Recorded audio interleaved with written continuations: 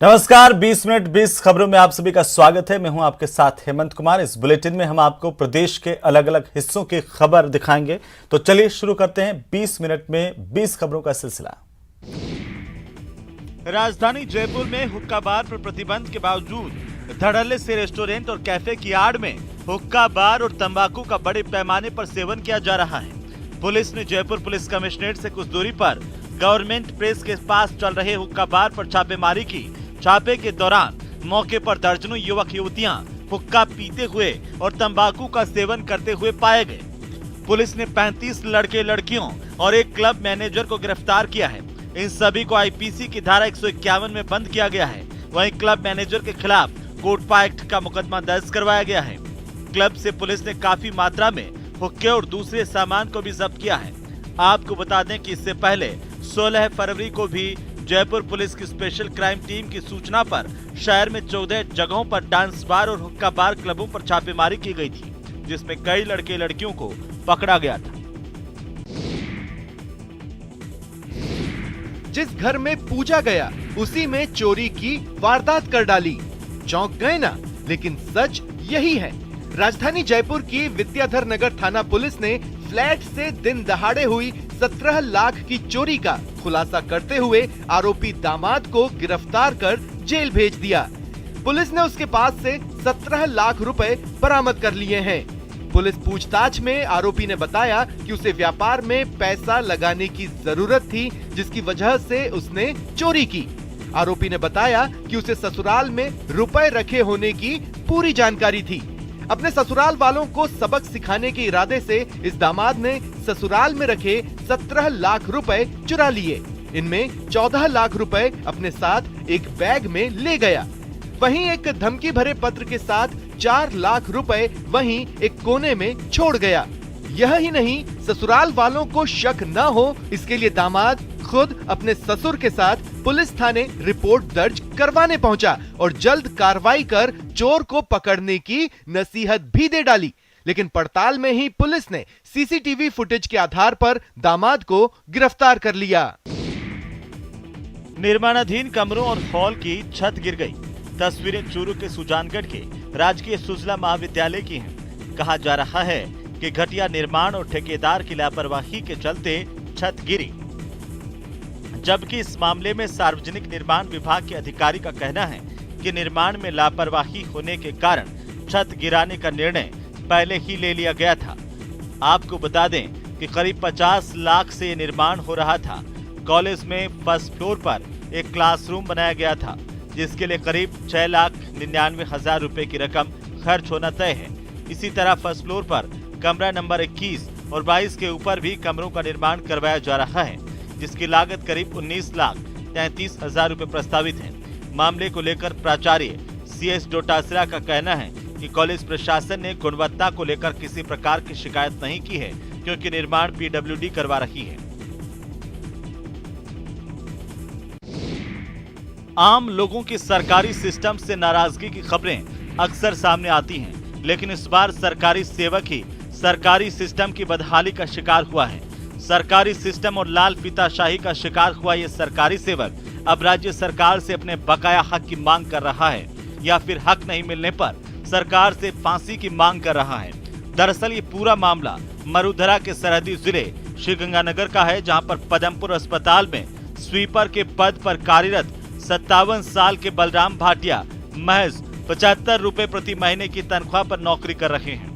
दरअसल बलराम भाटिया को सन 1985 में अंशकालीन स्वीपर पद पर नियुक्ति दी गई और 1989 में हटा दिया गया।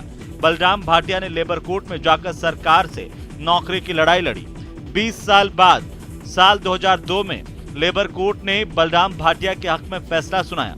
लेबर कोर्ट ने बलराम भाटिया की सेवाओं को लगातार मानते हुए 2001 से बहाली के आदेश दिए थे। बाद में स्वास्थ्य विभाग ने 18 मार्च 2009 में बलराम भाटिया को पदमपुर अस्पताल में स्वीपर पद पर नियुक्ति दे दी। 2009 से ही आज तक बलराम भाटिया को महज 75 रुपए प्रति महीने की तनख्वाह दी जा रही है। यूक्रेन से 3 मेडिकल स्टूडेंट बूंदी के नैनवा कस्बे लौटे। घर पहुंचने पर माता पिता समेत पूरे परिवार की खुशी का ठिकाना नहीं रहा। परिजनों और लोगों ने तीनों स्टूडेंट्स का स्वागत किया। इन तीनों छात्रों ने यूक्रेन के हालात साझा किए। इन तीनों स्टूडेंट्स ने बताया कि वे यूक्रेन में ट्रेनोपिल मेडिकल कॉलेज से MBBS की पढ़ाई कर रहे हैं। वहां रहने के दौरान युद्ध से वे काफी डर गए थे। भारत लौटने के लिए पोलैंड बॉर्डर पर अटके रहे, माइनस तापमान में समय गुजारा।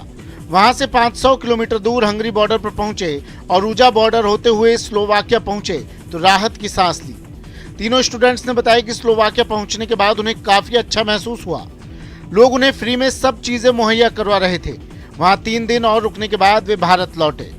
इन स्टूडेंट्स ने बताया कि राजस्थान सरकार ने दिल्ली से घर तक आने के लिए काफी मदद की। इस स्वागत सत्कार का वास्तविक अर्थ वही समझ सकता है जिसके सिर पर हर पल मौत मंडराती रही हो।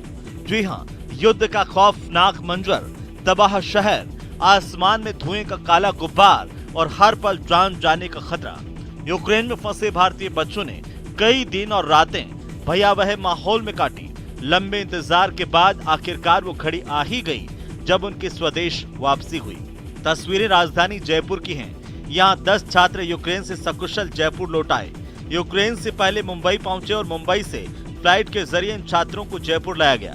जयपुर में जिला प्रशासन और राजस्थान फाउंडेशन से जुड़े लोगों ने छात्रों को रिसीव किया। छात्रों के पेरेंट्स भी एयरपोर्ट पर मौजूद थे। एयरपोर्ट पहुंचने के बाद राज्य सरकार ने इन्हें इनके घरों के लिए गाड़ियों से रवाना किया। जगह ना होने के बावजूद भी हम लोग बहुत सारे बच्चे एक साथ सही सलामत बॉर्डर तक पहुंच गए। हमारी यूनिवर्सिटी के रूस और यूक्रेन के बीच जंग अभी थमी नहीं है। इस दौरान देशवासियों की सबसे बड़ी चिंता यही है कि यूक्रेन में फंसे हमारे स्टूडेंट्स को कैसे सुरक्षित वापस लाया जाए। इसे लेकर केंद्र सरकार ने ऑपरेशन गंगा चलाया, जिसके तहत लगातार हजारों स्टूडेंट को सुरक्षित देश वापस लाया जा रहा है। पोलैंड, बेलारूस, रोमानिया और हंगरी के बॉर्डर के जरिए स्टूडेंट्स की वापसी की कवायद की गई है। इस दौरान सामने आया कि इन पड़ोसी देशों में हिंदुस्तान के दूतावास को मदद देने के लिए भी भारतीय मूल के लोग आगे आए।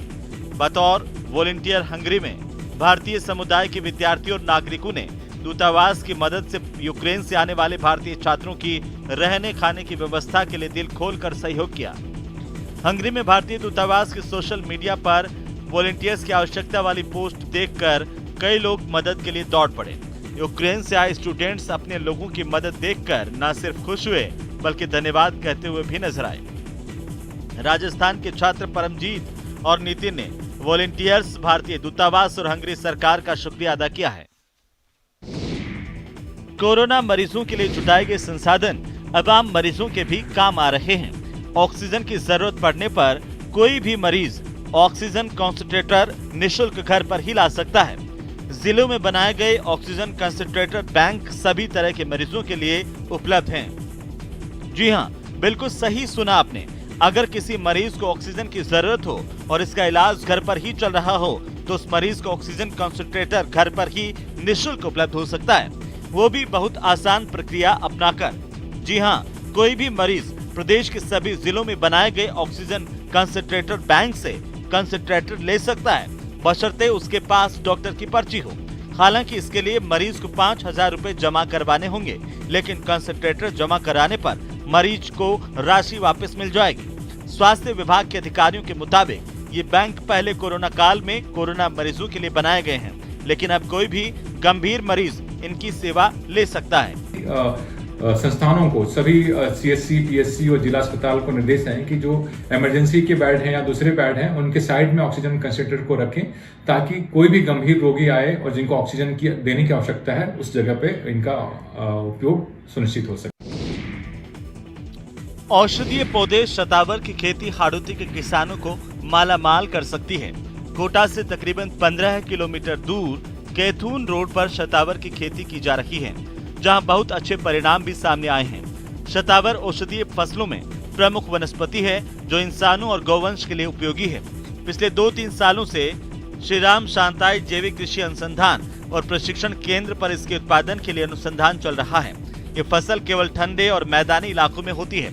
18 महीने पहले यहाँ शतावर रोपा गया था, अब इसकी खुदाई का काम चल रहा है। केंद्र के शोधकर्ता डॉक्टर पवन ताक ने बताया कि शतावर का प्रति बीघा 150 क्विंटल उत्पादन प्राप्त हो रहा है, जो हाड़ौती के लिए बड़ी उपलब्धि है।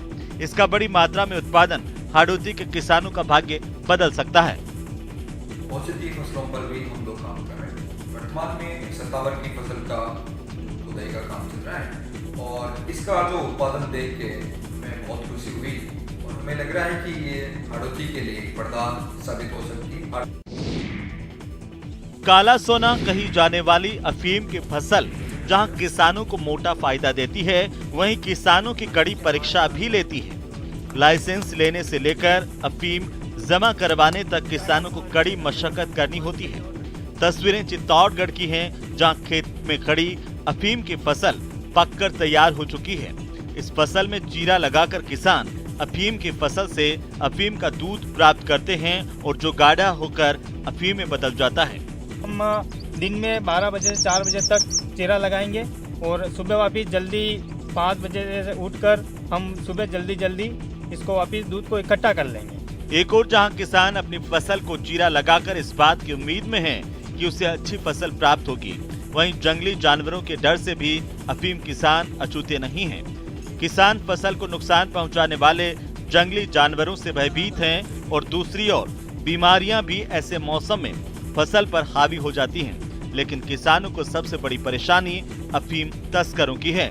का भी खतरा है, हम रात दिन यहीं पर रह रहे हैं और तस्करों की बहुत गंभीर समस्या है। जैसे रात को डोरा तोड़ के ले जाएं, कुछ भी ऐसा नुकसान कर दें, तो हम रात दिन यहीं पर रह रहे हैं। बॉलीवुड सुपरस्टार संजय दत्त राजधानी जयपुर में लेपर्ड सफारी के लिए झालाना जंगल पहुंचे। झालाना पहुंचकर संजय दत्त काफी खुश नजर आए। झालाना जंगल पहुंचते ही संजय दत्त को 2 लेपर्ड एक साथ नजर आए। मेल लेपर्ड बहादुर और फीमेल लेपर्ड नथवाली को देख संजय दत्त काफी रोमांचित हो गए। और मैंने बहुत सुना था ये एरिया के बारे में और देखकर इतना अच्छा लगा। इतना ब्यूटीफुल एरिया जयपुर पीछे दिख रहा है और उसके बीच मतलब कि लेपर्ड साइटिंग हो रही है। एंड न्यूज 18 से एक्सक्लूसिव बातचीत में संजय दत्त ने कहा कि जयपुर वाले खुशकिस्मत हैं कि उनके पास झालाना जैसा जंगल है। इसके अलावा सिर्फ साउथ अफ्रीका में ही उन्होंने ऐसी जंगल सफारी देखी है जहां दिन में लेपर्ड नजर आया था। उन्होंने वन्यजीव संरक्षण को लेकर कहा कि हमें इसे बहुत गंभीरता से लेना चाहिए और सरकारों को भी वन्य जीवों को लेकर बजट आवंटन के दौरान काफी संवेदनशील होना चाहिए। सबसे यहाँ साइटिंग है इतने छोटे एरिया में, to see so many leopards, it's such a wonderful thing, you know. And Ranthambore है, अभी पेंच है, ताड़ोवा है, यू नो, कान्हा केसली है, यू नो। तो दीज एरियाज आर ब्यूटीफुल, इनको थोड़ा डेवलप किया जाए।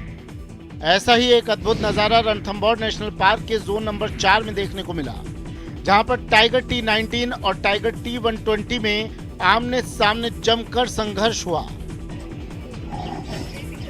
पिछले कई समय से रणथंबोर नेशनल पार्क में जैसे जैसे बाघों का कुनबा बढ़ता जा रहा है, वैसे वैसे बाघ अपने अस्तित्व के लिए लगातार एक दूसरे से संघर्ष कर रहे हैं। इसी कड़ी में एक बार फिर से जोन नंबर 4 में 2 टाइगर आपस में भिड़ गए। ये नज़ारा पर्यटकों ने अपने कैमरे में भी कैद किया। वहीं अभी भी जोन नंबर 4 में दोनों टाइगर के बीच संघर्ष के हालात बने हुए हैं। रणथंबोर में टेरिटरी को लेकर बाघों के बीच भिड़ंत का ये कोई पहला मामला नहीं है। इससे पहले भी बाघिन T84 एरोहेड और उसकी युवा बाघिन बेटी रिद्धि और सिद्धि के बीच भी संघर्ष देखने को मिला था। जानकारों के मुताबिक रणथंबोर में लगातार बढ़ती बाघों की संख्या और छोटा होता विचरण क्षेत्र बाघों में संघर्ष का कारण बन रहा है।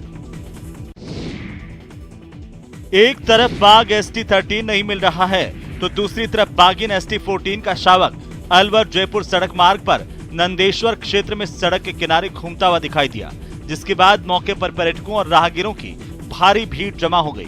शावक की जानकारी मिलते ही वन विभाग की टीम मौके पर पहुंच गई। वन कर्मियों ने बताया कि शावक ने एक भैंस का शिकार किया है। वन कर्मियों ने यह भी कहा कि शावक कई दिनों से नंदेश्वर क्षेत्र के जंगलों में घूम रहा है। इसी सिलसिले में शावक घूमता हुआ सड़क के किनारे आ गया, जिसे देखने के लिए बड़ी संख्या में लोग मौके पर जमा हो गए। मेरा नाम देशराज मीणा, फॉरेस्ट गार्ड, और ये ST14 का शावक है जो कल शाम से ही यहाँ पे घूम रहा है। इसकी मॉनिटरिंग में लगे हुए हैं और इसने यहाँ पे एक भैंस पार्टी का किल किया हुआ है। सरिस्का में बाघों का कुनबा बढ़ रहा है। वैसे तो बाघ आए दिन आबादी क्षेत्र के आसपास नजर आते हैं, लेकिन बीते कुछ समय से उनकी हलचल बढ़ी है। सरिस्का का सबसे युवा बाघ ST13 1.5 महीने से गायब है। सरिस्का में बाघों का कुनबा बढ़ाने में ST13 का अहम रोल है। ST13 की तलाश में वन विभाग की टीम लगी हुई है, लेकिन अभी तक कोई सुराग नहीं लगा है। सुजानगढ़ के गांधी चौक स्थित इंदिरा रसोई में भोजन करने के लिए आने वाले लोगों को अब होटल जैसा एहसास होगा। इंदिरा रसोई के प्रबंधक मुकेश कुमार दायमा ने बताया कि नगर परिषद की पुरानी बिल्डिंग में करीब साल भर से इंदिरा रसोई का संचालन हो रहा था, जिससे खाना खाने के दौरान लोगों की थाली में कई बार चूना गिर जाता था। ऐसे में सभापति नीलोफर गौरी, आयुक्त सोहनलाल के निर्देशों पर इंदिरा रसोई के आंगन में टाइल्स लगाई गई। साथ ही दीवारों को मरम्मत के बाद चमका दिया गया, जिसमें हमने इंदिरा रसोई को एक होटल के रूप में प्रदर्शित करने हेतु प्रयास किया है। हमने यहाँ खाना खाने वाले व्यक्ति को एक होटल जैसा रूप, वहाँ पर ठंडा पानी, बैठने की अच्छी व्यवस्था, अच्छा भोजन जो राज्य सरकार के निर्देश में दिया जा रहा है, वो सारी व्यवस्था हम इस इंदिरा रसोई के माध्यम से जनता को पेश करवाना चाहते हैं। साहिर लुधियानवी सिर्फ गीतकार ही नहीं बल्कि एक उम्दा कवि और शायर भी थे। उनकी रचनाओं को साहित्य और संगीत प्रेमी दोनों याद रखते हैं। राजस्थान उर्दू अकादमी की ओर से शुरू हुए उर्दू ड्रामा फेस्टिवल के पहले दिन नाटक साहिर का ख्याल आया में दर्शकों ने महान कवि और गीतकार साहिर लुधियानवी के दोनों रूपों को महसूस किया। वरिष्ठ निर्देशक संदीप पाहवा के निर्देशन में तैयार हुए इस उर्दू ड्रामे में साहिर लुधियानवी की सबसे लंबी कविता परछाइयां को लिखते समय उनकी मनोदशा को मंच पर बखूबी प्रदर्शित किया गया। युवा साहिर का रोल निभाने वाले शारिक अजीज के अभिनय ने किरदार में जान डाल दी। ये पुरपेच गलियां, ये बदनाम बाजार, ये गुमनाम राही, ये सिक्कों के झंकार, ये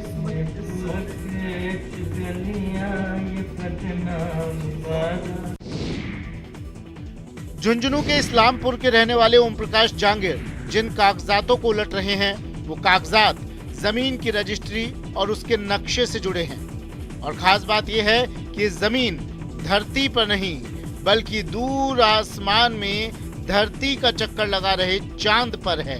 प्रॉपर्टी आप लोगे तो वहाँ पे कुछ भी डेवलपमेंट होगा या कुछ भी करेंगे इन फ्यूचर या कोई इनको यूज करे तो आपको इनका बेनिफिट मिलेगा। ओम प्रकाश जांगीर और उनके बेटे अभिलाष जांगीर का कहना है कि कल किसने देखा है, हो सकता है वो या उनके पिता में से कोई एक या फिर उनके परिवार का कोई सदस्य चांद की सैर पर जाए।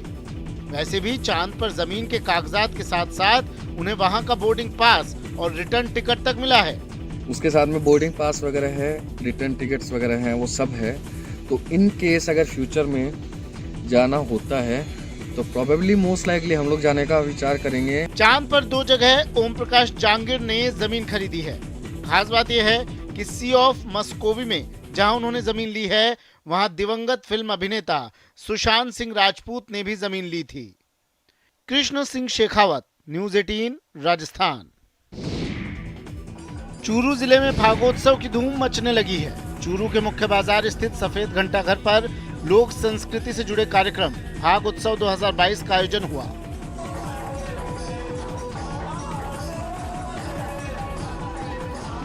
पाश्चात्य संस्कृति की मार से प्रभावित होते जा रहे शेखावटी के लोक नृत्य को बचाए रखने के लिए साकार संस्था ने इस कार्यक्रम का आयोजन किया। चंग, नगाड़े की थाप और बांसुरी की सुरीली तान के साथ जब धमाल गाया जाने लगा तो कलाकारों के साथ मौजूद राजस्थान राज्य महिला आयोग अध्यक्ष रेहाना रियाज भी थिरकने को मजबूर हो गई।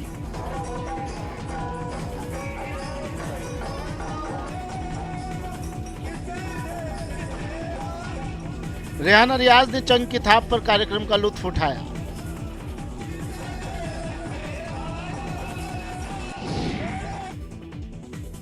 बॉलीवुड की 250 से अधिक फिल्मों, 1600 से अधिक गानों में संगीत देने वाले प्रसिद्ध संगीतकार दिलीप सेन झुंझुनू के नरहट दरगाह पहुंचे और अमन चैन की दुआ मांगी। हाजी अजीज पठान ने दिलीप सेन और उनके परिजनों का दस्तार बंदी कर इस्तकबाल किया।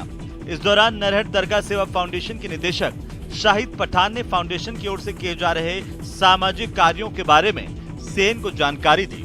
सेन ने कार्यों पर प्रसन्नता जताते हुए कहा कि दरगाह में आने वाले जायरीनों की सेवा का मौका बड़े सौभाग्य से मिलता है। दिलीप सेन ने कहा कि वो सुजानगढ़ के रहने वाले हैं, लेकिन उन्हें जो पहचान मुंबई से मिली है वो नहीं भूली जा सकती। उन्होंने बताया कि राजस्थान में वे म्यूजिक एकेडमी खोलने जा रहे हैं। उन्होंने रियलिटी शो की तारीफ करते हुए कहा कि रियलिटी शो के कारण अब घर घर में संगीत पहुंच गया है। सजे धजे ऊंट, ढोल की थाप पर थिरकते ऊंट, राजस्थानी परिधान में सजी धजी युवतियां और रौबीले, मशक वादन से बरबस ही अपनी ओर आकर्षित करते लोक कलाकार। तस्वीरें बीकानेर के अंतर्राष्ट्रीय ऊंट महोत्सव की हैं, जब उष्ट अनुसंधान केंद्र में आयोजित इस कार्यक्रम में पलंग और लकड़ी के तख्त पर ऊंटों ने नृत्य किया तो देखने वाले दंग रह गए। अपनी दोनों टांगों को अपने कद से ऊंचा उठाकर और आग के हैरतअंगेज करतब से पर्यटकों को रोमांचित कर दिया। इसके अलावा ऊंट सज्जा, ऊंट दौड़, ऊंट परकटिंग और मिस मरवण के साथ ही मिस्टर बीकाना प्रतियोगिताएं भी आकर्षण का केंद्र रहीं। मिस मरवण प्रतियोगिता में युवतियों ने पारंपरिक राजस्थानी वेशभूषा और राजस्थानी गीतों पर अपनी प्रस्तुति दी, तो वहीं मिस्टर बीकाना में रौबीले युवाओं ने सभी का मन मोह लिया।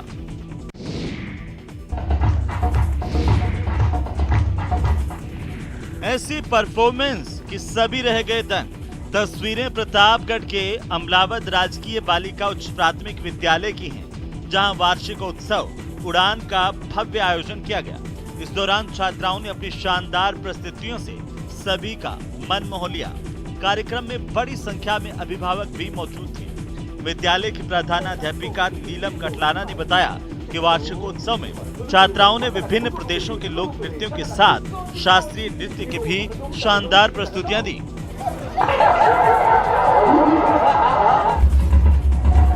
साथ ही बाल विवाह को लेकर नाटक का भी मंचन किया गया। छात्राओं ने एकल गान और समूह गान से भी दर्शकों को मंत्रमुग्ध कर दिया। कार्यक्रम में भारतीय संस्कृति की झलक साफ तौर पर नजर आ रही थी। कार्यक्रम में मुख्य अतिथि के तौर पर मौजूद शिक्षा अधिकारी सुनील भट्ट ने बालिकाओं की परफॉर्मेंस की जमकर सराहना की। तो चलिए इसी के साथ ही 20 मिनट 20 खबरों में इतना ही। नमस्कार।